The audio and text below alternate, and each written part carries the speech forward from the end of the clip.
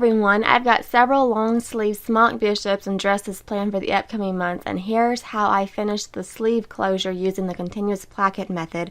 Another good option would be to do an elastic casing, but both the placket and the elastic casing method will allow your little one's hand to slide out of that sleeve without the sleeve being huge around their wrist. So to get started, you can see that I've put my garment together to the point that I would normally sew the sleeve and the side seams together.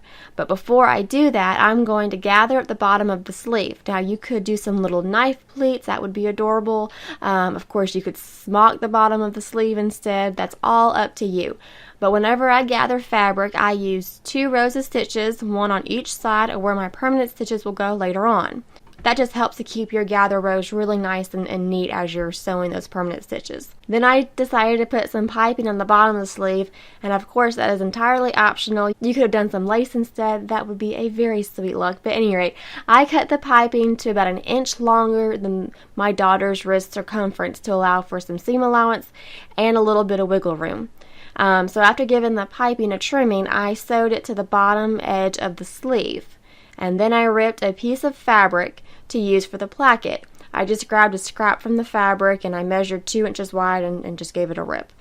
Then I found the back of the sleeve and I went about halfway between where the sleeve seam will go and the outside of the seam. So in other words, I'm placing the placket like on the back side of the sleeve. Carefully cut a straight line a few inches down. Then I put the placket piece right sides together with the sleeve and sewed along. You can angle the sleeve off just a little bit and this will avoid that little bunch up at the bottom of the sleeve. Just put your needle down, adjust your fabric, and you should be good to continue sewing. And you can see how I angled the fabric back as I continued to sew. So it's good practice to check the bottom of your placket to make sure there isn't a little bunch of fabric caught in those stitches, and then I cut a slit at the bottom to release the tension. I also trimmed up the placket strip and then I ironed it over twice so the folded edge lines up with those machine stitches, and I'll hand sew this down later using those machine stitches, and I'll show you what I mean later on in the video. So finally I matched at the top of the sleeve and I folded the placket in half so I could find the bottom of the placket, and then I took this to my machine to sew a handful of stitches at the bottom of the placket. These stitches just help the placket to lay flat and stay in position. Then I took a 2-inch wide piece of bias strip and folded it in half and gave that an ironing. I took that to my machine and sewed it to the sleeve end with the sleeve end facing like on top so I could see the previous stitches of the piping. That way I get a really clean transition between the piping and the fabric, like there's no gaps and I haven't gone over the piping, it's just nice and crisp.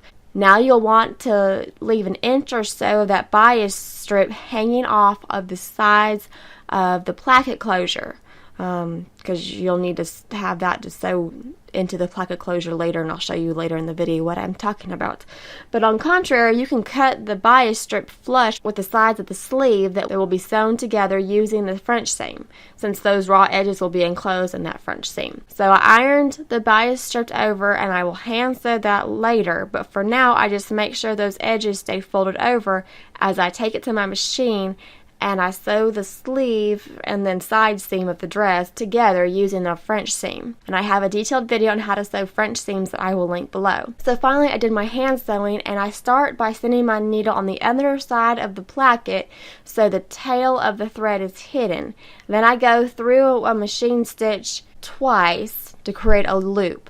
And then I wrap my thread around that loop twice and pull it tight. And this is my go-to method for tying on to fabric, and it should look familiar if you've seen my other videos. I use it all the time. It's super easy. Anywho, then I fold over the bias strip and I take my needle from the machine stitches right straight to the folded edge of that bias band. It may be a little off when getting started, but just give it a little tug on your thread and everything to just kind of fall right into place. And I just continue stitching until I get to the other side and I tie off in the same loop manner as before. And finally I send my needle on the inside of that bias band so again the tail can be hidden. And I repeat the same thing to the other side of the bias band, and then I also repeat the same sort of concept down the placket fabric.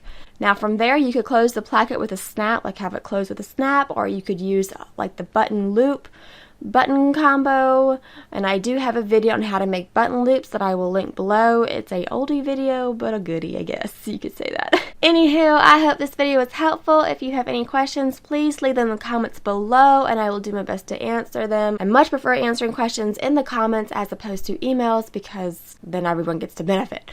Anywho, as always, I appreciate y'all for watching and I hope to catch y'all next time.